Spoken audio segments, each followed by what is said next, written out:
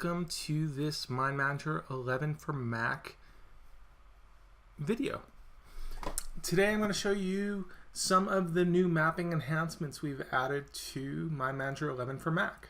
The first and foremost isn't about the map itself, it's about how you create maps, and that's our interface redesign. So I'm going to just click into the application here, and you can see as I hover over any of the activated icons, things are highlighted to show me that it's enabled versus the disabled state, which doesn't have that hover over happening. If I click into any topic, then pretty much most of the options should be highlighting. So first and foremost, you'll notice it's a little bit different than the last version of MindManager. What we've done is we've taken the primary elements you need to build out your maps and your content within MindManager and place this in the main toolbar. Secondary is we've added this task pane, which docks all the other additional content that you can use to create and augment your maps. So in this instance, we have the ability to add icons and tags. We can add task information and manage the hyperlinks and attachments on any of the topics. In addition, you can click in and format topics, so addressing either their style or the text within the topics themselves. And then finally, you can access the library and any of the options here to add images into your documents or address the background or even use some of the map parts. So you can just drag and drop predefined branches right into your content. And in addition to what we ship with, you can always create your own map parts as well. So that's a little bit about the redesign. The next thing I want to talk about are the improved task management capabilities. So we have a lot of nice enhancements here that I'll share with you. Let me just close this real quick, and we can go back into the inspector and click on the tasks pane where you can enter and manage a lot of this information around tasks. So first and foremost, the first thing that we've done is we've added the ability to track effort against a task. So in this case, we have a task. It has a start date, has an end date, and has a duration set for 5 days, but you can also include the effort. In this case, while it may take 5 days to complete, it's only 3 days worth of effort. So that's one example. The next enhancement area is we have marked this topic as a milestone.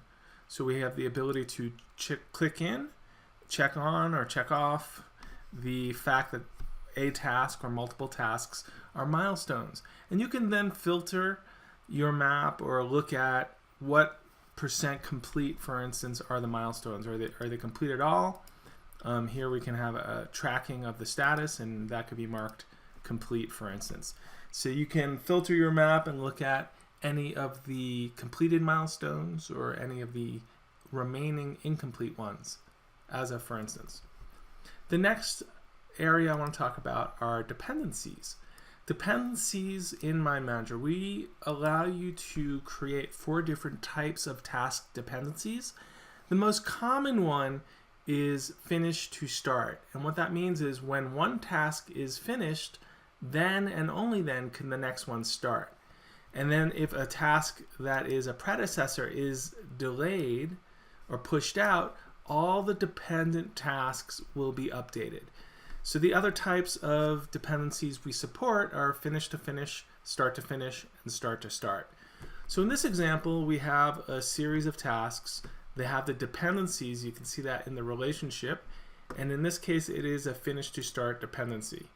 So if I click the task and I adjust the dates, let's say this was 50% complete, but it's actually going to finish, let's say, why don't we push this out to finishing it, let's go to the 9th.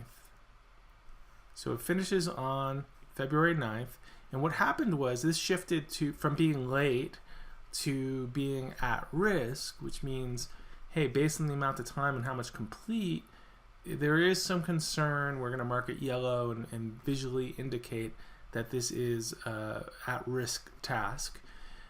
And then everything else subsequent that was dependent has now shifted to other future dates.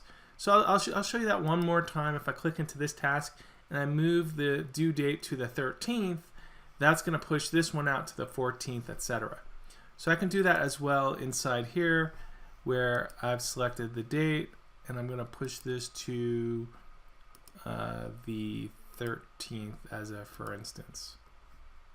There we go. And then everything subsequent again shifted to the 14th and then ultimately the 15th. So that's an example of the dependencies. We do that by selecting one or more tasks and then selecting the dependencies. So I'll do that right now for you as a live example. I'll create 4 more tasks. And let me just highlight all 4. There we go. Put a start date, put an end date, say it's 0% complete, and then I'm going to mark the dependencies as finished to start. And what that does is it'll shift what was all the same date a moment ago to dependency driven dates.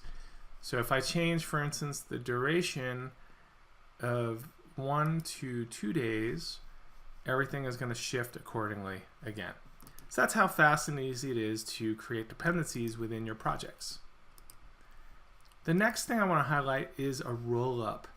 So we have the ability to create summary tasks. So what that means is I select this topic and it is now marked to roll up task information. If I uncheck it, all this summary information will disappear. So I'll do that real quick. You can see it goes away. But if I click it again, it just reappears. And the information itself is read-only. And as I shift and complete items in my plan, you'll notice the percent complete is getting further and further along until ultimately, and I think it should actually complete when I do that, and then it marks complete. But if anything is incomplete, it will address and update accordingly. So that is the summary tasks. It rolls up the earliest start date to the latest finish date within the branch. It tells you the complete duration from start to finish and the complete effort, and it'll roll up and show you what percent complete all the tasks within the branch that it is rolling up. What is the percent complete for that? So that is the roll up tasks. The next thing I want to highlight is task highlighting. And that is a visual cue for project managers to see if anything is late, if anything's at risk, and when anything is marked complete. Excuse me. So if, for instance, I finish this task, it will no longer be yellow. It is actually not correctly white. Should be green. Let's see. Here we go. There we go. It's green. So the options for showing highlights is here under the calendar and display settings. And in this map, the example, the highlight completed task was turned off.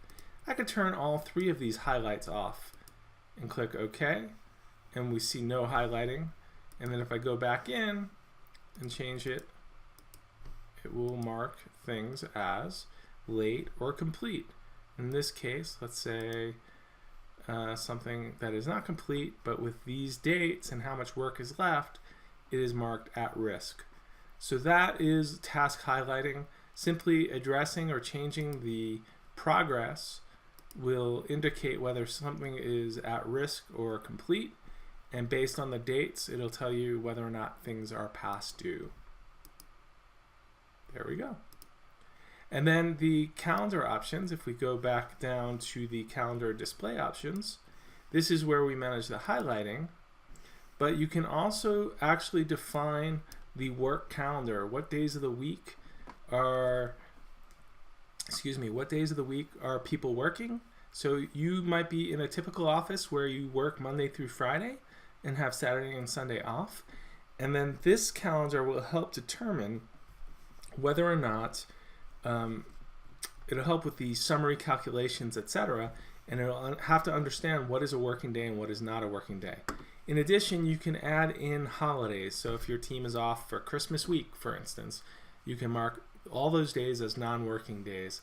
So any of the holiday calendars you want to manage, as well as what are the work days that you want to work, or your team works, and how many work hours per day. This is all configurable inside the calendar and display options. Great. So the next area I want to highlight is the topic links.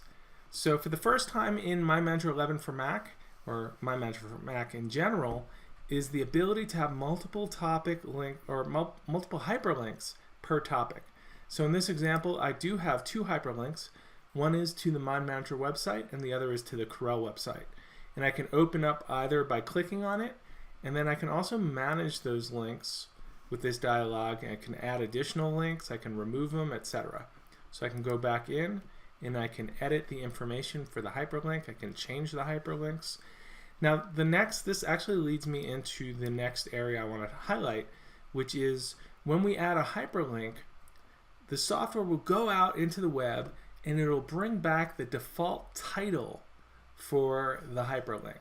So in this case, for mindjet.com, there is a title on that web page that talks about mind mapping software for visualizing ideas. Great. So when I hover over and click in, that's the information that's presented to me, not the URL. So it becomes a lot more easier to see or read or understand where am I going, especially when you drag in or copy in URLs for different applications that are indecipherable. So this is a lot more easier to read and understand and scan and know where you're going before you click it. So the other piece to that puzzle is the fact that you're not stuck with the defaults. You can actually edit those labels. So in this example, I have customized those link labels to say, hey, if you want to learn about kick-ass diagrams, go to mindjet.com. So that's one link, and then Corel Corp is cool. Just a couple examples of editing, or how you can edit the label. And I'll go in here and you can say Corel Corp is crazy cool. Click OK. It's just as simple as that, and then you see the link is described, and you can do all these different commands. You can just open it into the browser, you can cut it, copy it, paste it, etc., and change the order of the links within the topic. So that leads us to the last topic, which is branch topic counts. So what that means is as you collapse any of the branches, we have a new control that actually displays how many topics are within it. So you don't need to open up the content to know that there is content populated in here, and you can get a sense for how rich or the depth of content in there. So just by scanning this map, we know that the improved task management capabilities has a lot more content within it. It's a lot richer than the example of the more powerful links. So this is 28 inside, and then within that you can see there's 14 topics in here, 5 within here, 3 within here, and all said and done 28 topics total. So anyway, these are a few of the enhancements we've made to make the mapping easier, and hope you enjoy your use of it. Let us know if you have any questions, and happy mapping, everyone. Speak to you soon.